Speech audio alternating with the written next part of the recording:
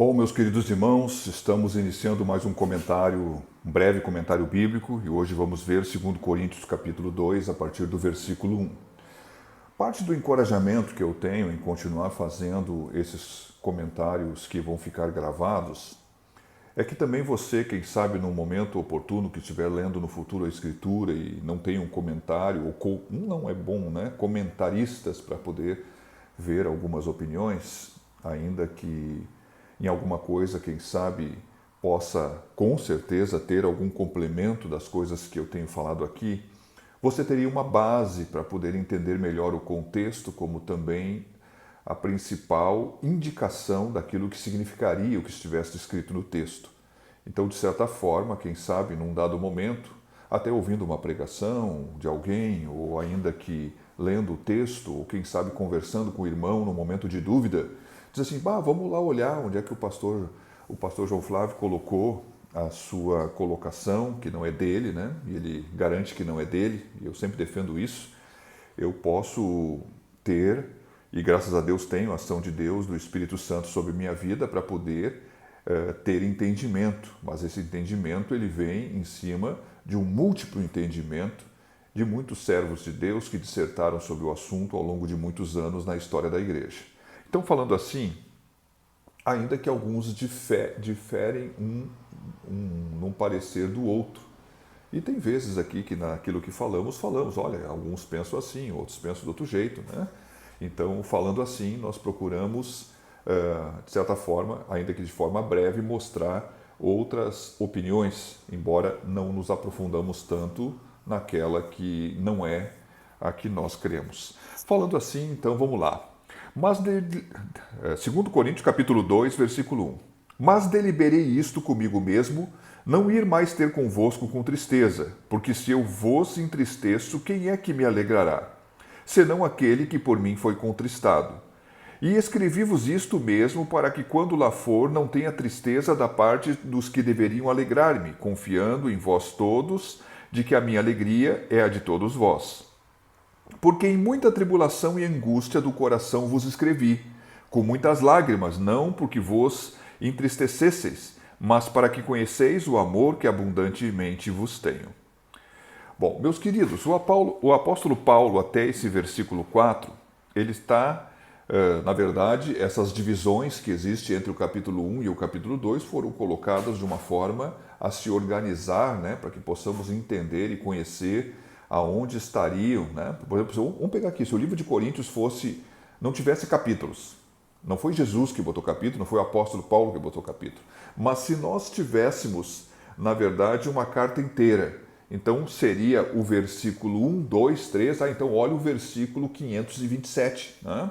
Então aqui nós olhamos por capítulo e também olhamos por versículo. Então fica mais fácil, mais didático de podermos encontrar, até de gravar, né? Mas falando assim, olha só, o apóstolo Paulo aqui, continuando o capítulo 1, porque é uma mesma carta, ele está lá e diz assim, eu para vos poupar não fui até Corinto. Há alguma divergência se Paulo já tivesse ido uma outra vez, ou se Paulo já tivesse escrito uma outra carta em relação aos coríntios que não está nominada aqui, que pudesse ser a carta que produzisse uma tristeza. Mas independente dessas questões que não são edificantes, o que realmente importa aqui? O que importa é que o apóstolo Paulo está falando, diz assim, olha, eu não fui para convosco para vos poupar, mas também eu não fui, porque eu não quero, visto que eu tenho alguns assuntos sérios, fortes para falar com vocês, eu não queria ir presencialmente e ter que falar esses assuntos e entristecer vocês, porque vocês são a minha alegria, né? Se eu entristecer vocês, como é bom poder chegar no lugar e ter um ambiente de alegria. Eu tenho que chegar no lugar para tratar do assunto e, na verdade, produzir tristeza em vocês. Mas, de certa forma, ele está dizendo o seguinte, olha, a carta que eu escrevi para vocês, essa carta, na verdade, ela teve como objetivo de produzir, foi movida por amor, foi promovida por uma preocupação com vocês. E, na verdade, ela teve uma esperança, um propósito, que vocês pudessem mostrar o quanto vocês têm realmente me reconhecido e reconhecido especialmente a palavra de Deus, de maneira que vocês pudessem mostrar um sinal de arrependimento, ainda que a carta produzisse tristeza, a carta que eu mandei, eu mandei a carta para que ela produzisse dor e tristeza e produzisse então arrependimento, para que quando eu chegasse esse assunto já tivesse resolvido. Então o apóstolo Paulo, ele fala que, dando a entender aqui, né, porque em muita tribulação e angústia do coração vos escrevi com muitas lágrimas. É aqui que alguns ficam pensando, será que foi a carta de 1 Coríntios? Será que foi uma outra carta que ele escreveu? Será que é um outro assunto? Mas, na verdade, isso aqui fala de uma forma um pouco geral, mas dando a entender, naquilo que podemos entender, que parece que as coisas erradas que tinha na igreja de Corinto produzia no coração de Paulo mais tristeza ao ponto de ir às lágrimas, de sofrer a aflição e angústia por aquilo que estava acontecendo, do que os próprios coríntios, que estavam lá, quem sabe, convivendo com o falso mestre, convivendo com o pecado, convivendo com uma situação, quem sabe, opositora de alguém, até para o próprio apóstolo, de maneira que eles estavam convivendo com a situação. Então a angústia de Paulo é que tudo aquilo que ele tivesse trabalhado lá tivesse, com o passar do tempo, se tornado vão. Então a carta de 1 Coríntios ela é muito doutrinária e tem uma série de problemas que existia na igreja. Então Paulo, falando então em referência à carta de 1 Coríntios, ele manda essa carta e o pensamento dele é que haja no coração dos coríntios uma abertura para entender e o reconhecer na sua autoridade apostólica, que dissertava das coisas como quem tem e é ungido pelo Espírito de Deus, de maneira então que quando ele chegasse lá, ele pudesse ter a certeza que eles tinham se aprumado naquilo que estavam errados. Então o que acontece aqui? No versículo 5, o apóstolo Paulo já começa a ser mais diretivo. Vamos lá. Porque se alguém me contristou, não me contristou a mim senão em parte, para vos não sobrecarregar a vós todos, mas basta ao tal essa repreensão feita por muitos, de maneira que, pelo contrário, deveis antes perdoar-lhe e consolá-lo para que o tal não seja de modo algum devorado de demasiada tristeza, pelo que vos rogo que confirmeis para com ele o vosso amor. E para isto vos escrevi também, para por esta prova saber se sois obedientes em tudo. E a quem perdoardes alguma coisa, também eu, porque o que eu também perdoei, se é que eu tenho perdoado, por amor de vós o fiz na presença de Cristo, para que não sejamos vencidos por Satanás, porque não ignoramos os seus ardis. Bom, aqui mais abaixo o apóstolo Paulo diz assim, é por isso vos escrevi também, para por esta prova saber se sois obedientes em tudo.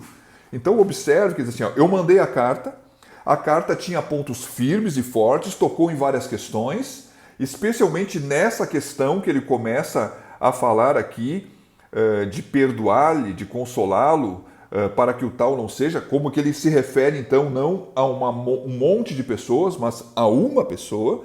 Então, falando assim, o apóstolo Paulo, ele diz assim, bom, eu escrevi a carta, sei que produzia tristeza em vocês, mas o objetivo foi produzir uma tristeza que gerasse arrependimento. Não foi com o objetivo de tomar uma autoridade sobre a vida de vocês, sobre a fé de vocês, mas poder trazer vocês para a verdade. E falando assim, o que se mais crê nesse contexto? Que assim como tem lá na carta de 1 Coríntios, onde o apóstolo fala de uma pessoa que estava cometendo incesto, tendo, na verdade, uma vida conjugal com a mulher do seu pai, e isso seria um incesto, e isso é grave, e a igreja estava tolerando, e lá o apóstolo Paulo chegou a dizer que ele já tinha deliberado, né, que o tal fosse entregue a Satanás, né, para a destruição da carne, mas com o objetivo que ele pudesse ser salvo. Então, falando dessas coisas que já falamos lá e já dissertamos, que você pode buscar, né, nós vemos aqui o apóstolo Paulo dizendo o seguinte, olha, aquele que me contristou, na verdade, não me contristou a mim, senão em parte, para vos não sobrecarregar a vós todos. Na verdade, ele me contristou, Mas eu vejo então que, na verdade, naquilo que eu ouvi do retorno da carta que foi enviada para vos provar, eu vi que vocês agiram em relação a tal homem, e Paulo, em princípio, embora alguns não acreditem ou não creiam nisso, a igreja teve que exercer uma disciplina para com tal.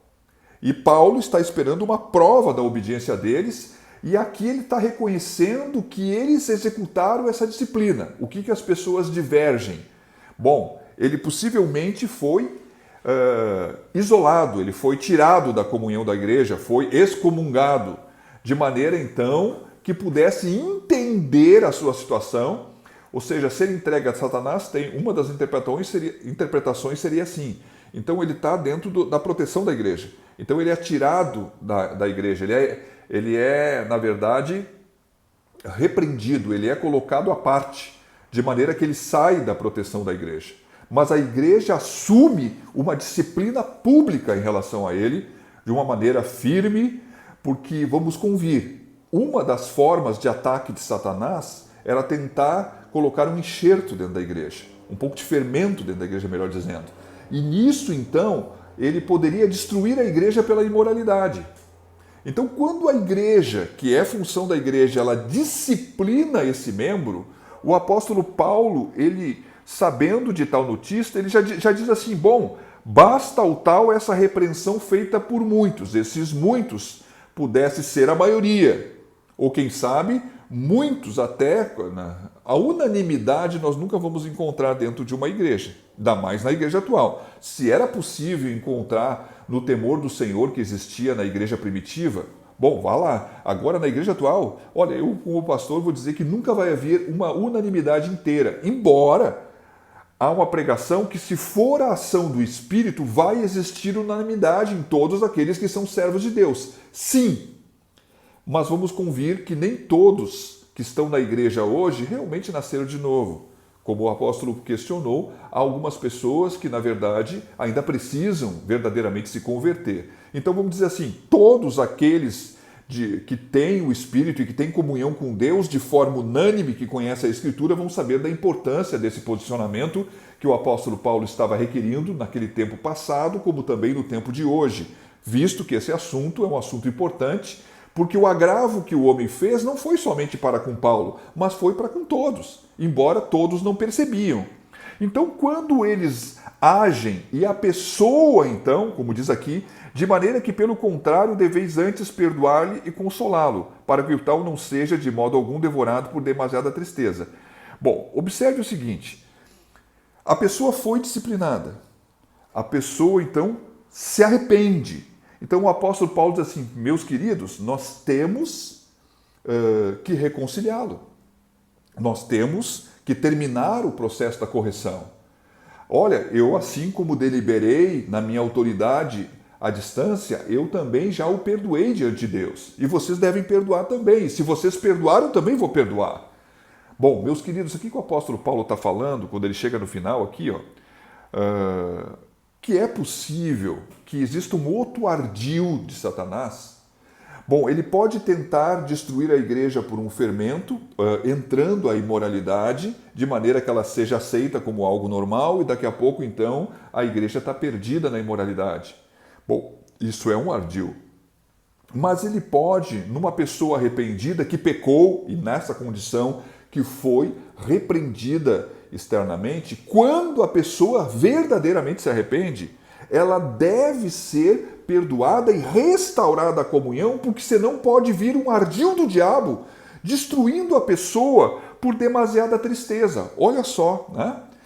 Tem que existir arrependimento, mas às vezes existindo arrependimento, aí a igreja tem que ter a sensibilidade de levantar e de trazer para a comunhão da igreja tal pessoa para que o diabo não a vença, visto que o propósito da correção já foi cumprido. Então, falando assim, porque não ignoramos os seus ardis, diz o apóstolo Paulo. Observe, meus queridos, que ele podia então pedir Pedro para ser peneirado, né? Sacudir Pedro ali, né? Ele podia, quem sabe, ser aquele vento que vem para nos afundar quando caminhamos naquilo que caminhamos pela fé sobre as águas.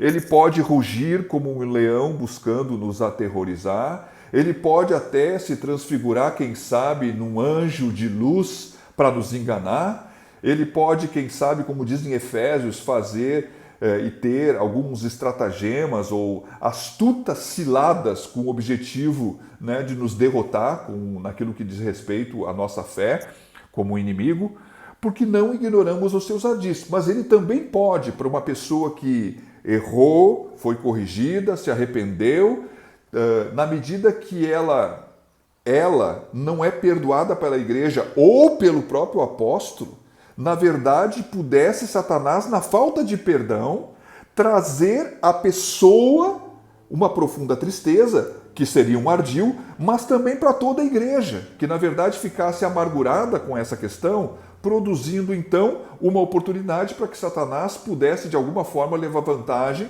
tanto sobre o apóstolo, como principalmente sobre os coríntios, e isso então, como houve prontidão para executar essa obediência que o apóstolo esperava, e eles fizeram, que também haja prontidão, se houve arrependimento, para ser restaurado, de maneira que o tal não se sinta desencorajado e que nenhum ardil possa ser usado pelo inimigo, visto que a igreja fez tudo o que tinha que fazer. Ela não só iniciou o processo, como ela termina o processo na restauração daquele que errou. Que Deus te abençoe, em nome do Senhor Jesus.